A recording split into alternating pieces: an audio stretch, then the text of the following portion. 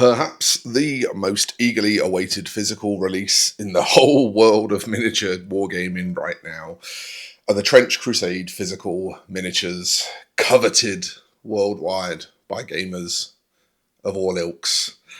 And the time has come for us to get our hands on them at last. Let's talk about it.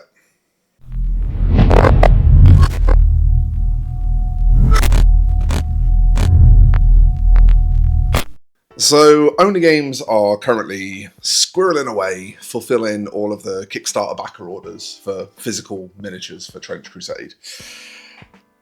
As of July, that's all going to be done, and then you'll be able to buy physical miniatures for Wargaming's new indie darling, Trench Crusade.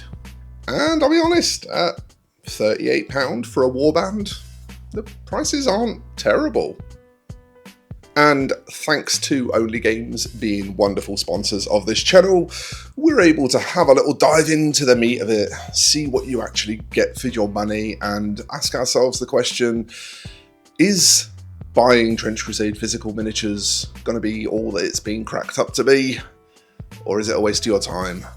So, thanks to Only Games / My Mini Factory, same company by the way, if you didn't know, I was absolutely delighted to, at some point, find these lovely boxes on my desk.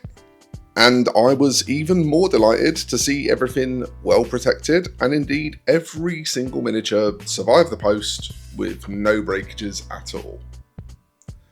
I asked My Mini Factory to send me the Court of the Seven-Headed Serpent warband because it was one of the ones that I didn't already have from 3D printing.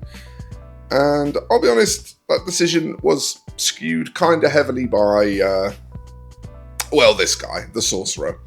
Reminiscent of the iconic Baphomet pose, something I'm kind of obsessed with.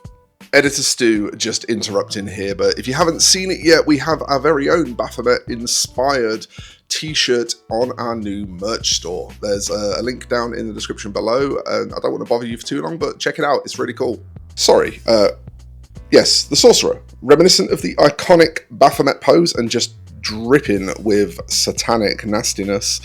This sculpt has been right at the top of my paint list for a while now, and I was so relieved to see that the print I received was insanely crispy, with all the details being pretty much pixel perfect.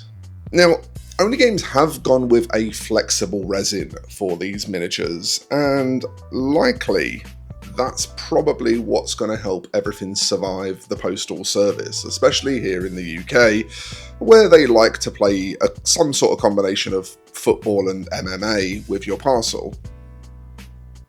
But unlike many flexible resins that I've worked with in the past, this stuff is actually nice and easy to clean up, with the few remaining supports that were on the model all kind of slipping off without fuss and a fight. Now, flexible resin does mean that I ended up with a warp on a sword here, but just like with cast resin, a blast of a heat gun or a hairdryer will let you easily reset that back into position, and in 5 minutes or so, the mini will be cleaned up and ready to paint. However, one drawback of flexible resin is that it does seem to be more prone to layer slipping in my experience, and this is seen here on this shield. Now, for me, this is a QC failure. It shouldn't have left the premises like this. However, I am assured that replacements in cases like this are rare and are handled with absolutely no fuss.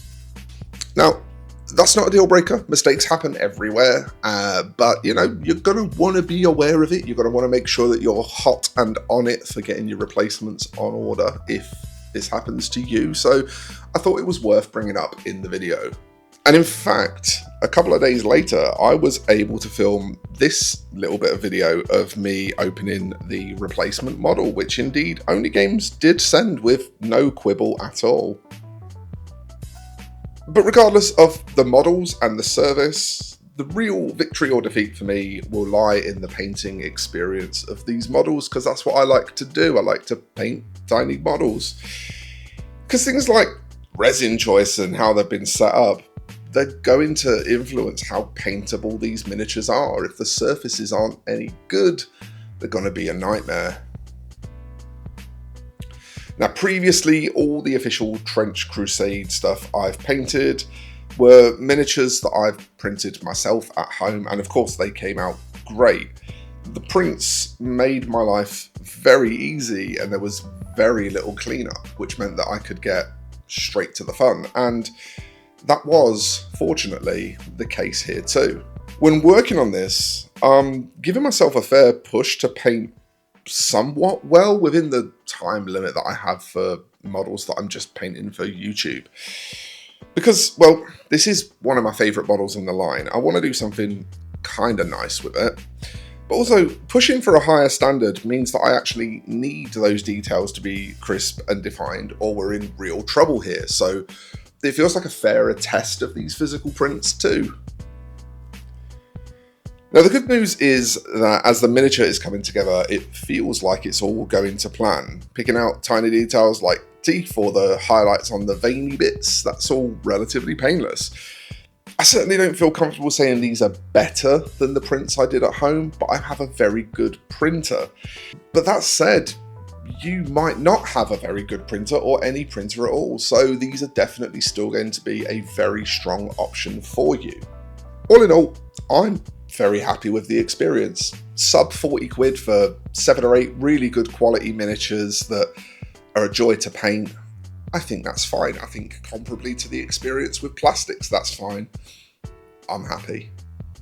Now, where I have to criticise a little bit and where I do get a little bit shakier is in the single miniature prices, with a couple of them venturing up a touch high for my tastes. Perhaps this is led by Factory Fortress, the makers of Trench Crusade, perhaps not, but it's probably the one criticism I have of the range as physical products, is that some of those miniatures are hitting the kind of price points that people might struggle to justify for 3D printed miniatures. But beyond that, these are still gorgeous sculpts. They're the same gorgeous sculpts we've been seeing for ages. The same gorgeous sculpts that I fell madly in love with back when I first became aware of Trench Crusade. And I think that if you've backed the physical miniatures tiers, you're going to be very happy. I think if you decide to go and buy physical miniatures from Only Games, you're going to be very happy. One thing I will say, if you are going to buy them after watching this video, there is an affiliate link down below. It's a little kickback for me. It's a little helper to make these videos a bit more affordable to make. If you fancy clicking it, that'd be really helpful. If you're going to buy them anyway, you may as well toss a coin to your local YouTuber whilst you do so, right? From the word go, it's been very exciting being a fan of this game, and now that people are about to start getting their hands on physical miniatures, we should expect the player base to start to grow real fast. For me, that's a wonderful thing, because it's finally time to start to see what Trench Crusade can do in the hands of its fans, and where it will go based on their experiences. I'm one of those fans, and it's genuinely been an honour to work with My Mini Factory to bring you coverage of these games. I've loved exploring Trench Crusade from a ground up kind of perspective.